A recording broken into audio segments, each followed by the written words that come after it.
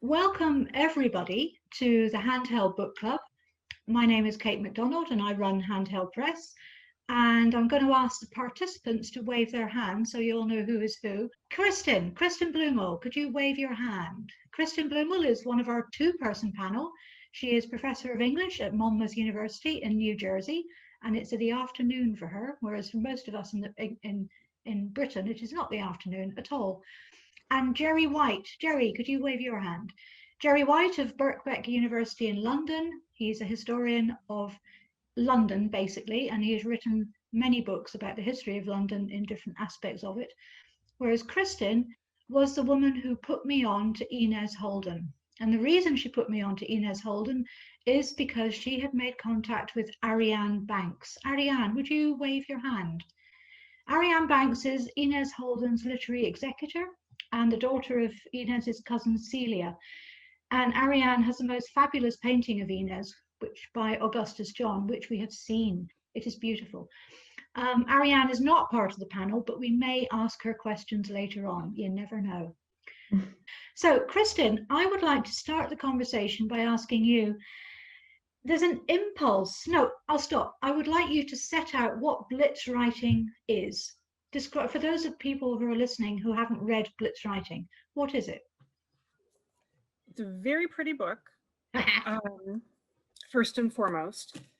And Kate MacDonald brought out a unique assemblage of two texts by Inez Holden. One is her very short novel or novella, Night Shift, which describes 6 consecutive nights, primarily in a factory that's manufacturing parts for reconnaissance planes during the Blitz. And the other of which is a memoir called It Was Different at the Time, which was published in 1943 and is based on Inez's actual diaries that she kept throughout the Blitz. So Blitz writing is essentially 2 books wrapped into one very tidy and attractive package. Okay. Thank you, Kate. So why was Inez writing a diary, and why was she writing a novella at the same time on the same subject? I don't think we know why, but actually, I think people who maintain extensive diaries are compelled to do so.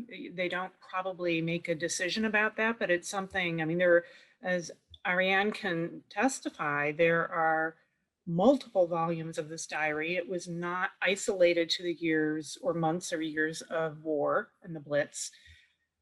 So Inez was a storyteller, she was a fabricator, and she used the materials of her life to inspire her imagination and to communicate with people.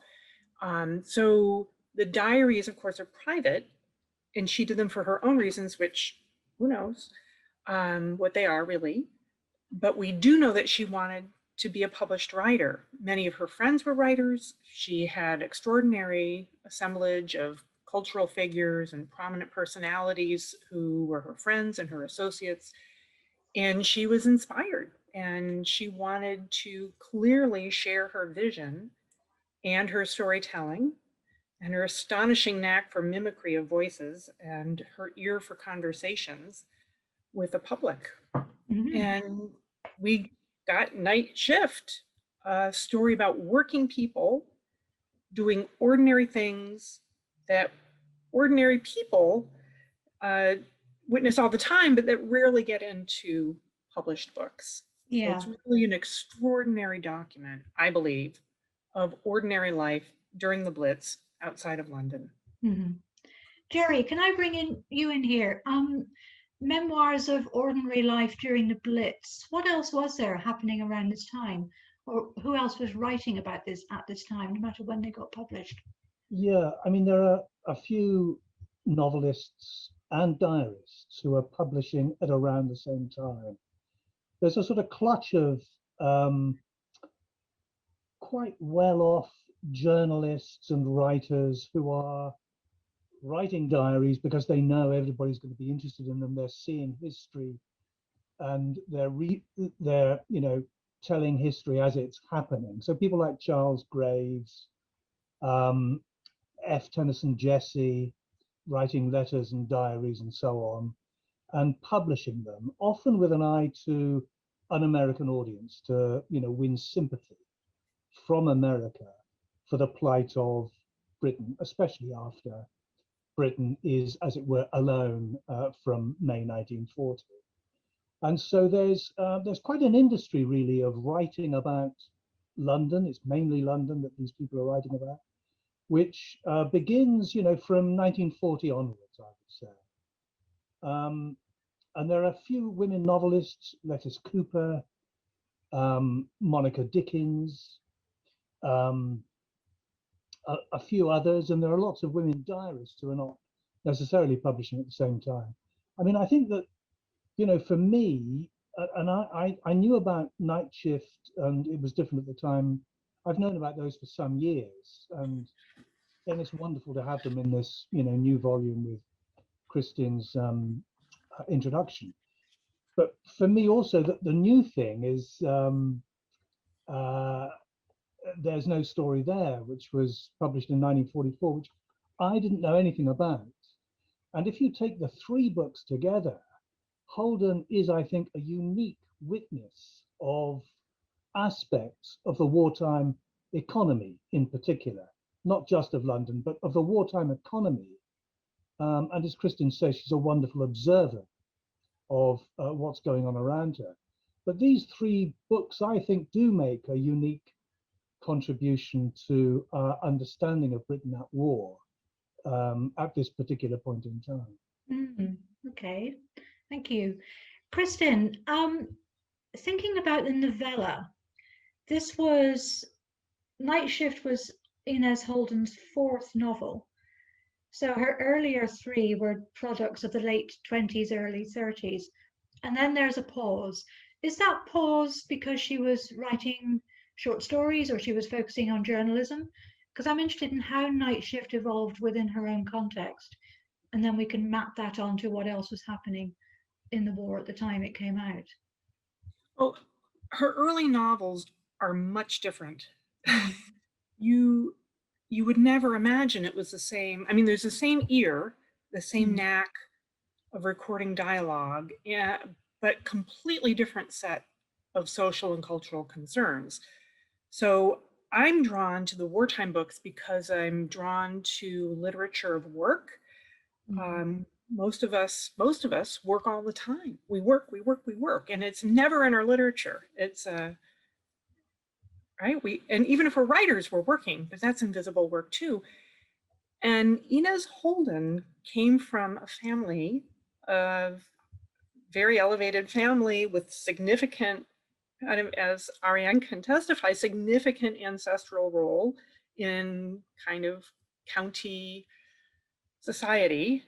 And she was not going to imagine her life as a worker or somebody in sympathy with factory workers. And those 1920s novels come out of that high society kind of Evelyn Waugh, vile bodies kind of environment, if you've read your early Waugh. It's that kind of culture that couldn't be more different from the working class people, and particularly the working class women who are on the factory line. And in There's No Story There, their lives are extraordinary and in extraordinary danger, at risk of being obliterated by the high explosives that they're putting together. In Night Shift, they're at risk, on the night shift, high risk of being obliterated by German bombs during the Blitz on London. And how you get from a character like Cedric Dorn in Sweet Charlatan of 1929 to the narrator of There's No Story There, for example, is one of those mysteries. And I think it has to do with Inez Holden's friendships, who she talked to, her own growth as an adult, as a woman, figuring out who she was, who she wanted to be, what her work meant to her, and what work she became acquainted with. It was an extraordinary shift, and it was, I think, deeply personal, spiritual, but also had political implications. Yeah, I wonder if we can see some of this shift in the diary element of Blitz writing. It was different at the time. which is a project she began. Well, we are told that she and George Orwell wanted to write a joint diary of their experiences in the war, and then Orwell didn't do it for whatever reason. But you can see Holden talking to people of the county set, talking to people of different social classes. And the most interesting dialogue is with the people who were working, with the patients in the hospital, with the nurses, and with the workers in the factories. It's as if she gravitated toward a much more interesting sector of the population she'd not really lived beside before. Does that make sense to you? That makes sense. And also, I think she had a tremendous ear. Right? She just heard speech and remembered it. For a writer, this is an extraordinary talent. And I think she was more interested by speech patterns and dialects of people that weren't of her class of origin. Because Yeah. now, standard, what do you call it?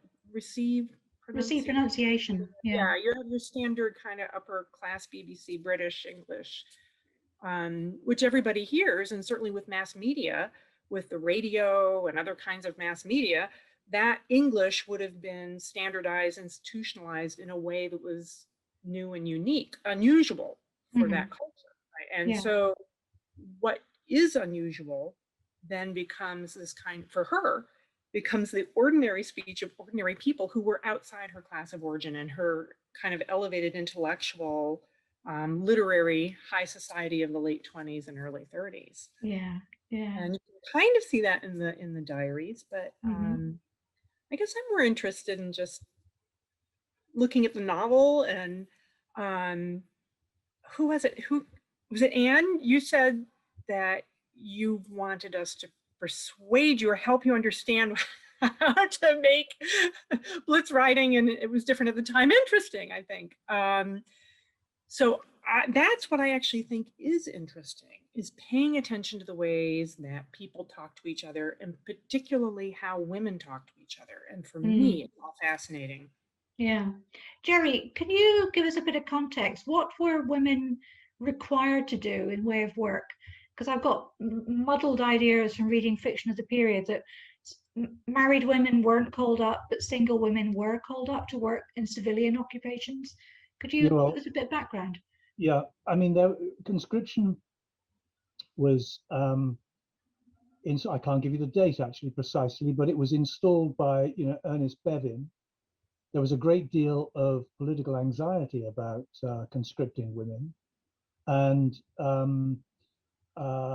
single women were conscripted first, but married women who could be conscripted into employment, they were. I mean, they could appeal against it, but they were also, as it were, brought in large numbers into the labor force. And this is what I think that, Kristin makes this very interesting contrast between Holden's pre-war writing and the wartime writing. And we've got to remember that the wartime is this peculiarly democratic moment, that it brings into close contact all classes. And I think that's particularly important for, women in the home front. I mean, after all, soldiers are going through this and others in the armed forces. But of course, the armed forces is based on a hierarchy largely of class, whereas in fact, domestic industries in the home front were very democratic. And you see this very much, I think, in Holden's writing, as you do, certainly I think in Monica Dickens, you do see it in other people, but you can tell that Holden has lived all of this. She's a very careful observer. She has this, extraordinary ear for humanity, that all classes are of interest to her because she's in this sort of melting pot of classes. She's extremely class conscious.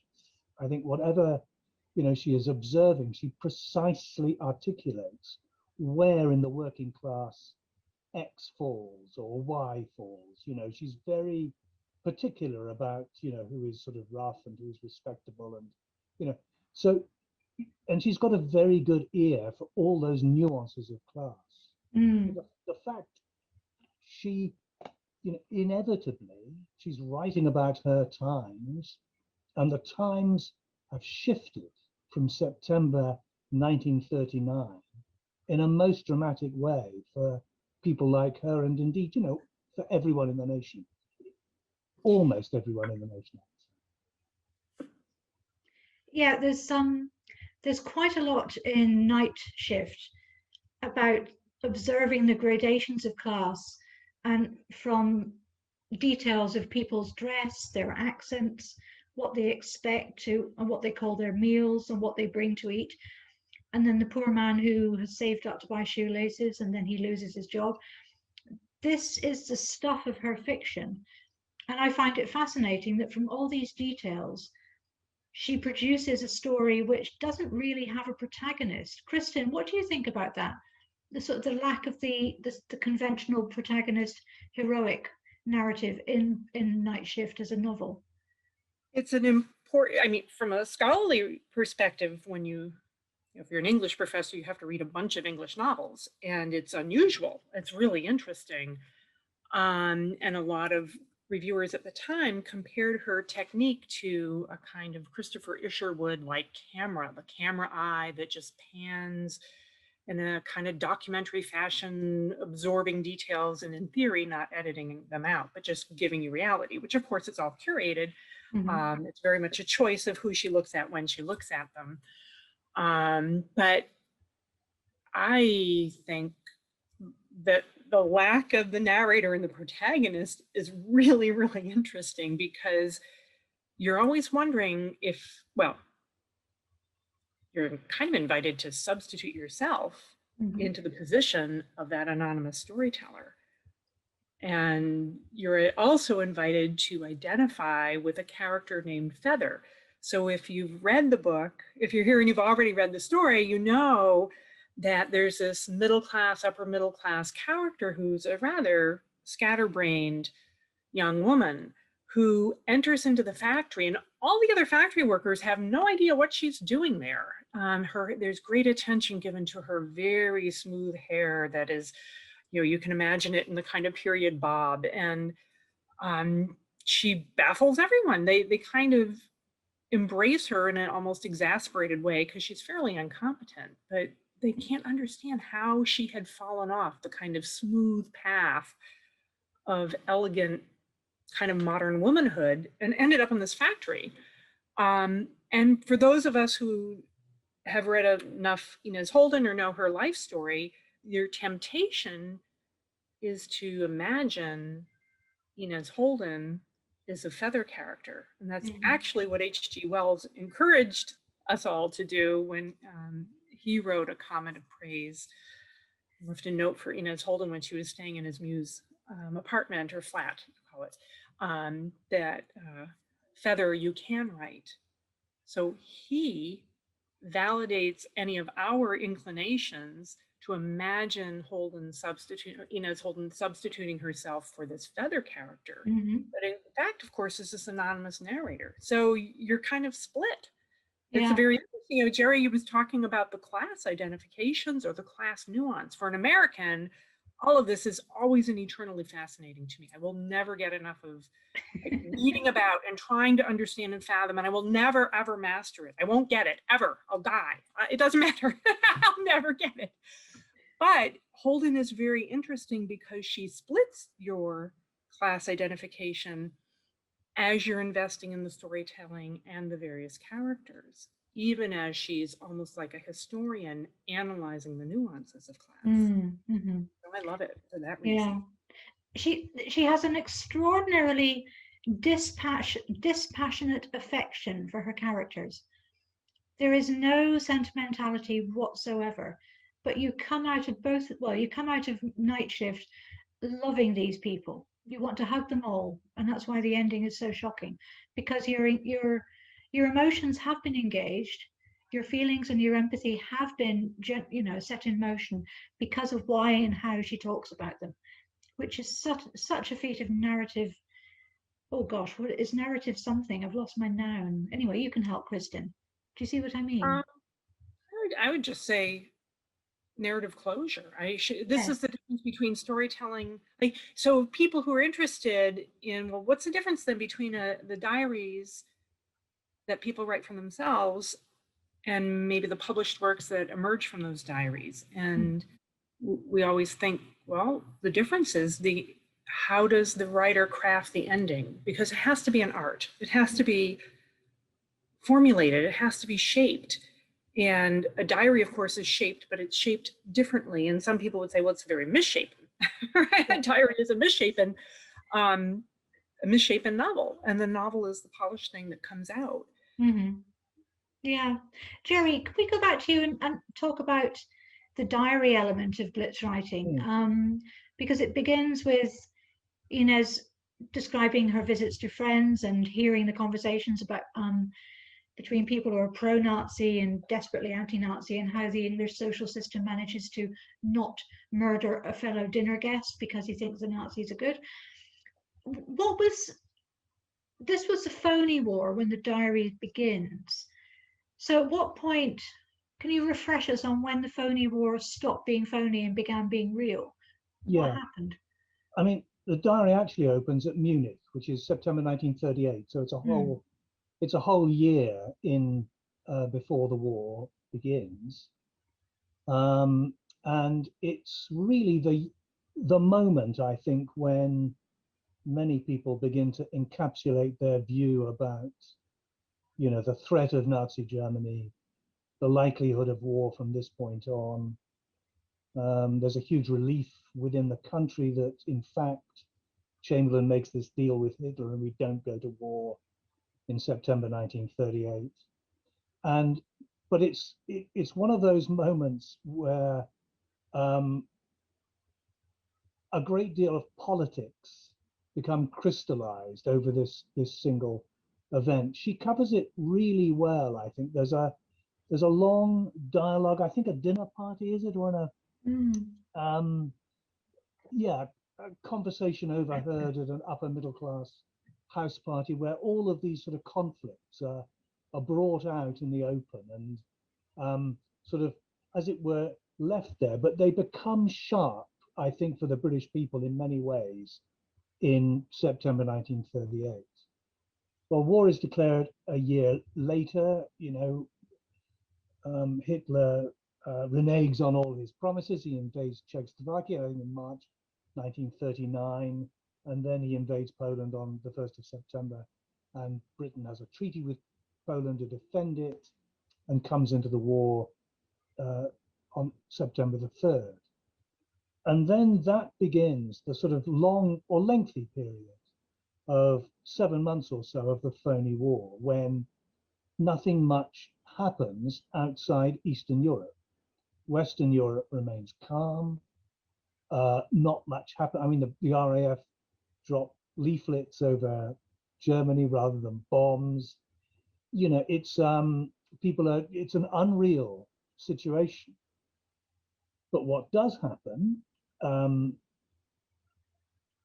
because this was one of the weaknesses exposed by Munich a year earlier, is that civil defense, massively ups its game, and the British people are brought into the factories in order to make airplanes, munitions of war, and so on.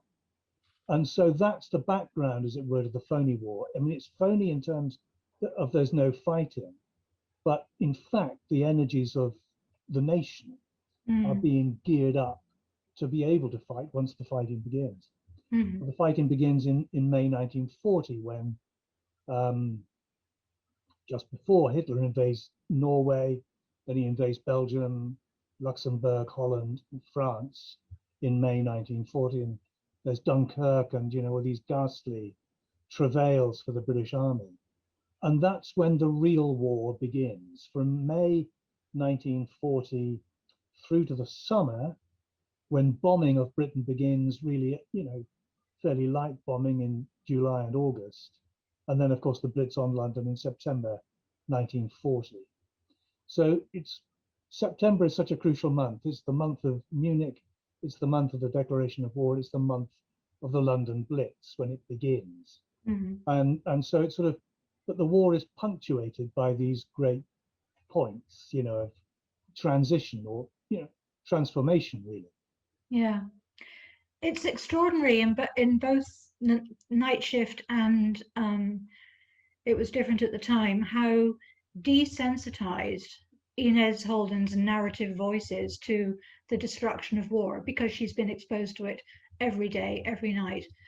And again, the dispassionate tone comes in, is not just about people, it's about having a bomb blow your windows out and discovering that the door has fallen, a door has been blown onto a neighbor, and everyone thinks she's dead, and you lift the door up and she gets up, and you just carry on with what's left of your life.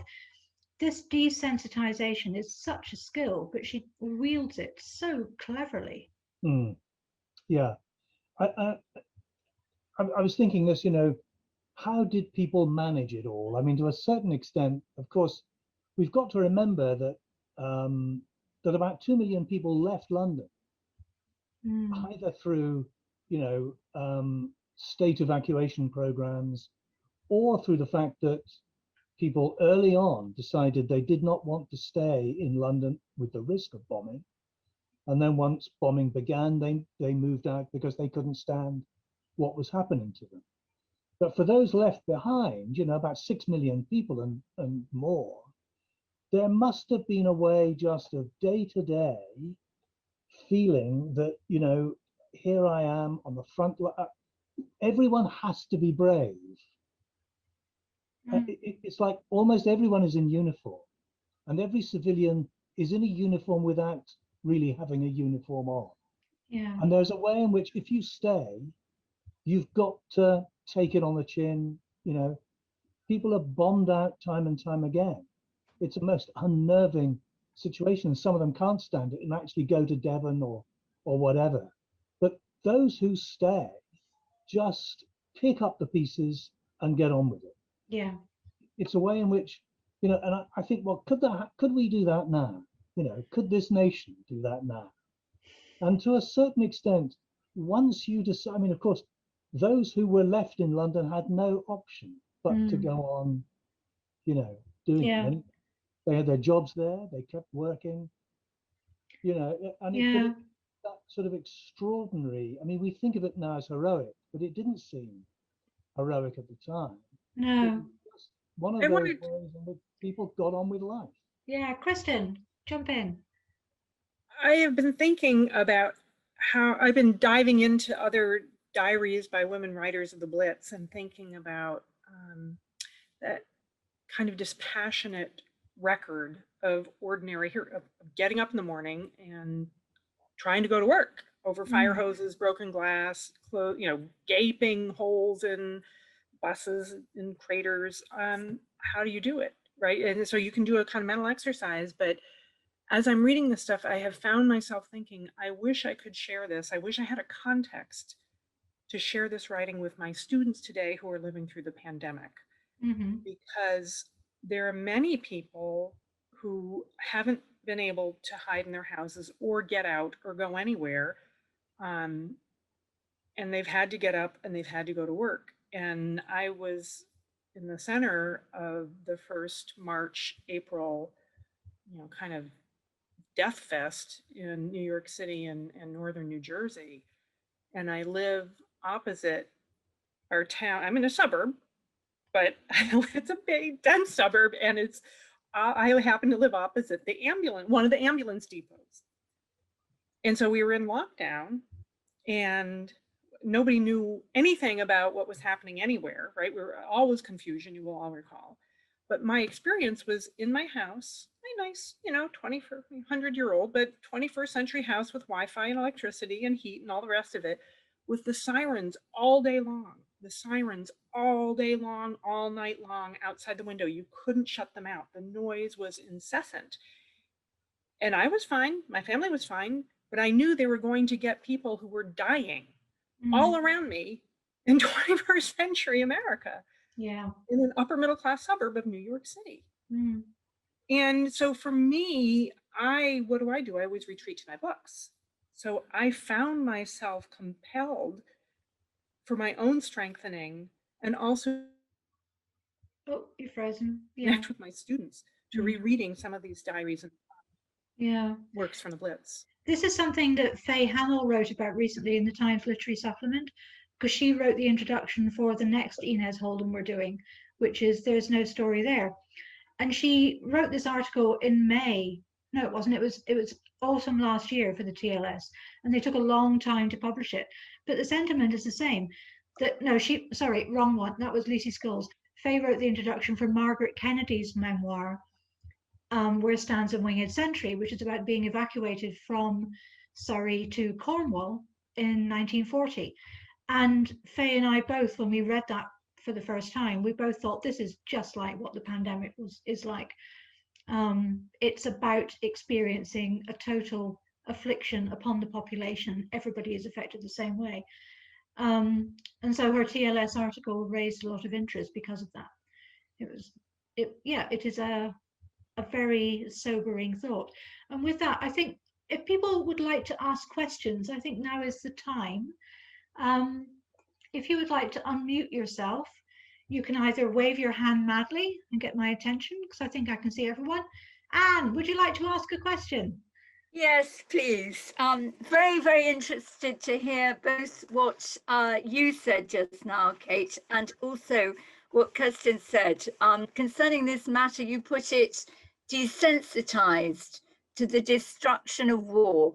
And I think reading Inez Holden, particularly this There's No Story There, I think it's probably the key that I've been kind of missing reading this book, where it seems so really very muted concerning feeling and horror, and I think you've helped give me a bit of a sort of angle into it, which I hadn't really appreciated before. But for example, the angle that I was struggling with and still do struggle with, for example, the death of the Jewish girl in There's No Story There. I mean, the Jewish girl is never named. And the Jewish girl is victim of the most horrific death in the factory when she is subject to, the shock of the ammunition. I think she trips and she falls and she basically gets blown up by the ammunition in the factory, and she's stretchered out, and the reader's wondering what on earth happens, and it's left until the last sentence of that chapter, and Inez Holden leaves it with the Jewish girl had already died on the journey out, and that's it. And I suppose I found that I thought that was very certainly very understated, very muted, but coming at the end of the chapter, powerful. But something about the handling of it I found difficult to sort of, in a way, get the sense of feeling and drama on behalf of the Jewish girl, that she's never named, but she is named by her ethnicity. And I think, we read this with a feeling of awkwardness today. So that's where I'm coming from, really, with it. Any more insights onto this Inez Holden's desensitizing of the destruction of war and the sort of destructiveness of the way of life for these working people? Any other insights would be very helpful. Kristin.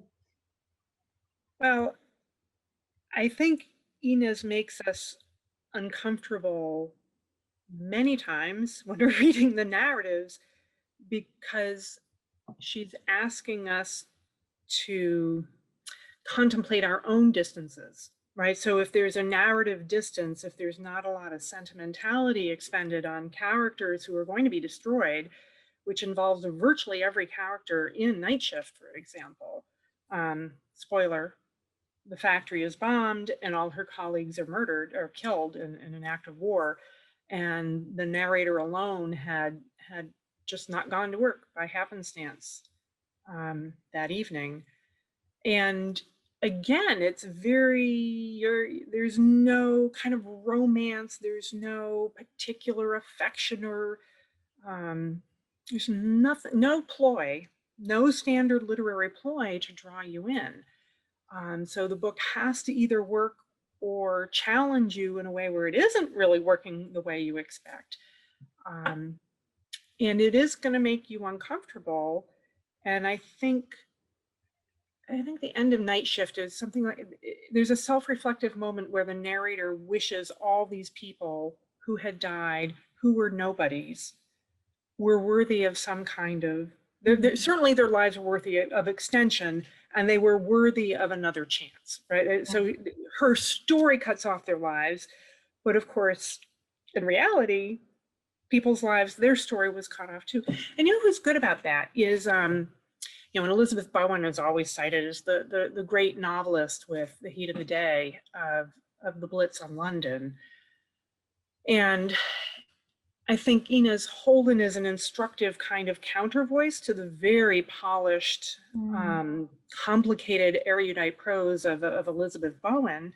But Bowen talks about wandering around, her heroine, Stella, wanders around London during the Blitz, and she's aware of ghosts, because every human person you see who's living today, even a shopkeeper selling cigarettes or trying to sell cigarettes, a newspaper person, they could be gone tomorrow. So there's this kind of ghostly, Bowen is very acutely aware of the ghostly presence of people. And I think Holden uses a very different kind of strategy to communicate the uncanniness of this moment in time and the shattering devastations for ordinary people who had to live through it. Yeah, and every life counts and every life should be recorded. Are there any other questions? Can I just come back on this? Jerry, do, yes. The point about the Jewish girl in There's No Story There, because I've been struck by how actually there's very little anti-Semitism, I think, in Holden's writing, which is uncharacteristic for the moment. I mean, you look at Orwell's diary, and there's quite a lot of anti-Semitism there. It comes out, it flows pretty freely. Many of the other writers, like Nigel Bulchin, who's writing at the time, and who writes very well about work, but he's, anti-Semitism comes through very clearly too. Holden doesn't have that particular prejudice, I think. In general, she's not callous. She's affectionate. The only callousness she has actually are towards upper middle class people, where she refers to them, I think it was different at the time, as swine at one particular point, which was a word that Orwell used about the rich swine, comes out of his diary as well. So that there's a class loathing in Holden, but it's reserved for the class, in fact, that she came from. Yeah. I mean, both sides of her family are in Debrett or Burke. Ariane, do you want to jump in here? Can you, hang on, let me unmute you. Unmute. Yep, you're there. You're fine. Carry on. Yes, I couldn't endorse more what Jerry says about her. I mean, she actually had a very unhappy family life, and she just disliked her parents and would have nothing more to do with them. Left home when she was 15 years old, went her own way, rebelled completely against that upper class, aristocratic, but completely Philistine world that she came from. Moved into sort of Bohemia, the writing, the world of writers and thinkers and journalists. And she was absolutely not anti-Semitic. She used to tell a story about a dinner party where she was sitting next to somebody who made an anti-Semitic remark, and she said to him, "How strange you should say that. I'm not Jewish, but my brother is." And he was dumbfounded by this and said, "I don't understand what you mean." And she said, "Well, I don't understand what you mean by your anti-Semitism." She was outraged by it, and actually she was completely devoid of snobbery. You're right that she was very, very alive to the nuances of class. But she preferred she was devoid of snobbery, despite the fact she had come herself from the gentry, not the aristocracy, but the gentry. And I think that she meant to make us uncomfortable. Her writing was so immediate about the people amongst whom she worked and lived. She brought them so vividly to life, and engaged us so much with our lives. But there was no sentimentality there at all. Mm. So when they died, they died. Yeah. That was life. That was war, and that was destruction. And that's what makes her war writing so powerful, really. Mm-hmm. Mm-hmm. I think there's a wonderful passage in It Was Different at the Time, where she's nursing. She's training to be a nurse. I'm not quite sure where, but where a patient who has a serious infection in his leg, the infection has gone down to the bone, is having what they call the green drug, which must be like some precursor to antibiotics. This is before the antibiotic age. And where the administration of the green drug is a moment that everybody wants to observe on the ward. And this poor man is given this injection of the green drug. And as he sits there with every other patient looking at him around, he turns green, and his face turns green, and eventually even his gums turn green. And the man, a working class man in the next bed, says, "Well, you look a better color now than you did a couple of days ago." And it's that sort of the way she immediately captures, through reported speech, it's a very sympathetic moment. It's not judgmental. It's a very touching. I mean, I think it's a touching episode. She's a very observant and sympathetic writer. Mm-hmm. Yeah. Any other questions? Could I come back to the question? Oh, sorry, Sue. I just want a quick point. At the very beginning of There's No Story There, we're introduced to a character named Gluckstein. I don't actually remember his role, but he's clearly Jewish, has a Jewish name, Yeah. and he's convinced that this Inspector Jameson is out to get him. Yeah. Yeah. And of course, Inspector Jameson is a horrible fascist. He's English and absolutely fascist in his inclinations, authoritarian. And all your sympathies are with Gluckstein, who, yes, he's paranoid, but he has every reason to be paranoid. Yeah. So it's actually a very powerful moment in a period where Jewish characters in war books were not particularly given credence for their particular travails. No. Yeah, I've forgotten Gluckstein. Sue, you had your hand up. You better unmute yourself there.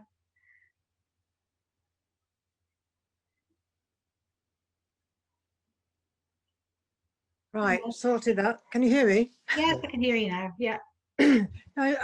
Excuse me, I was struck by her style of very straightforward writing, observing writing, but there are some really superb pieces of writing that are very moving about what she's seeing. I can't quite find the one where she said she's in the hospital and she finds that she's happier there than she has been anywhere else in her life, which is a curious and extraordinary thing to say in the circumstances. But she's also here watching the people with their bedrolls walking away from the city, and then she says, although one is struck by the force of misery, at the same time some of these people have a great dignity in misfortune, so that the humiliation is very suddenly shifted from the sufferer to the onlooker. And that just, I think, really endorses what we've been saying about Holden, is that she's there, she's feeling what she's seeing very, very strongly, even though she expresses it mostly in a very straightforward way. This is where the quality of the writing is so moving, I think.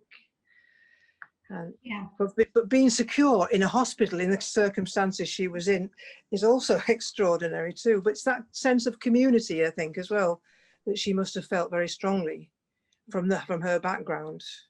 Yeah. Which, And acceptance as well. That she yes, felt accepted by the different groups she wrote about.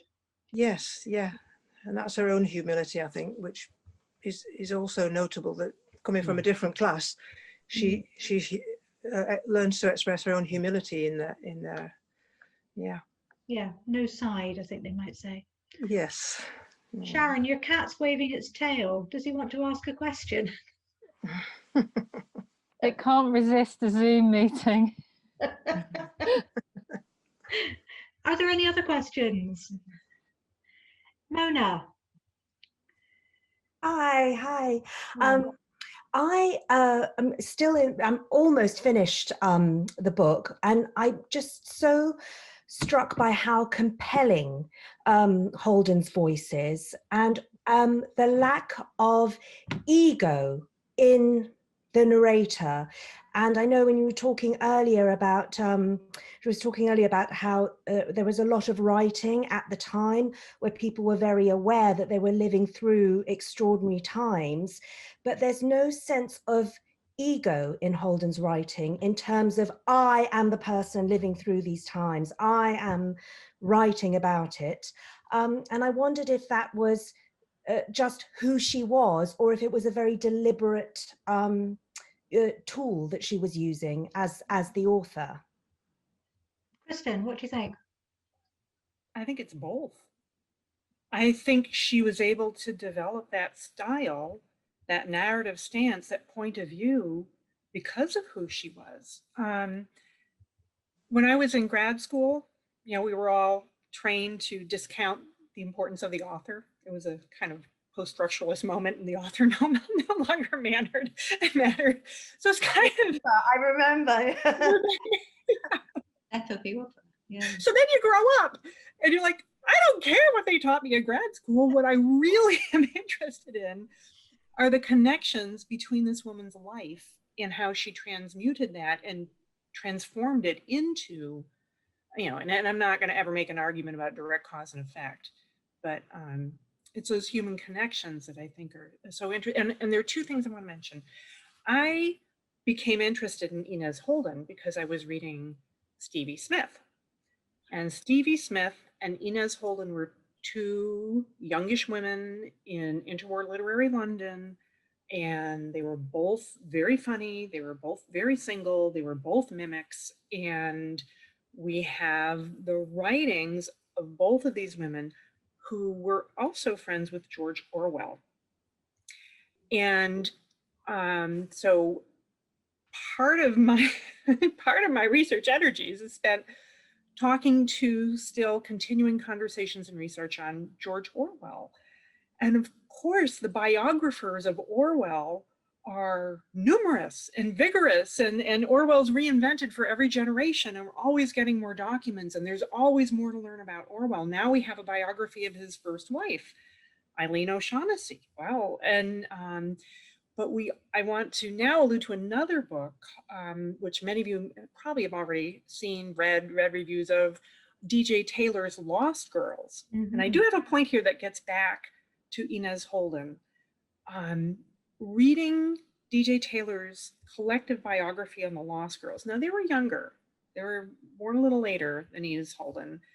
But they were the active, beautiful young women in Cyril Connolly's Horizon office. And one of them in D.J. Taylor's kind of scheme is Sonia Braunel, who becomes Sonia Orwell. But the contrast between an Inez Holden, who is publishing on her own, is publishing in Horizon, one of the very few women to get work published in this elite World War II period 1940s journal, which was edited by Connolly. And the beautiful young girls who were circulating around the Horizon offices is, to me, really meaningful. And that's a biographical question, right? That's not a kind of post-structuralist textual narrative question. It's a question of making your way, of doing it on your own, of in circumstances where women had very few opportunities to succeed in publishing, she was really unusual and remarkable. And I think that stands out even more when you read The Lost Girls. Can I just say something there? I think it also comes down to her politics, because her politics were very left-wing. She was never a member of the Communist Party, but she was certainly very left-leaning, socialist in the extreme, whereas the Lost Girls were much more conservative. And she had, they were still sort of swimming around in the culture of their backgrounds, largely speaking. And she had made the big break, and was more independent of mind, I think, than any of those, actually. I think that's one sort of significant difference between them, and why she wasn't a lost girl, because in some other respects she was, as you say, they shared so much in common, but actually it was partly their politics that kept them apart. Mm-hmm. Can Jerry. I ask a question? Yeah. Of maybe Kristin and Ariane would be best placed to answer it. What happened to her writing after the war? How different did it become? Did she revert to what she wrote about before the war, or what happened? I think, Kristin, you might be better than me, but she did follow the Nuremberg trials. You know, she went out to report on the Nuremberg trials. Right. But after that, she did very little journalism. She went back to writing short stories. Is that right, Kristin? I mean, I'm not going to be a good person here. I haven't pursued the scholarship. I know, wasn't it The Adults was her last novel of 1956 or something like that? And it doesn't, I don't know, it never caught the public imagination. It never really she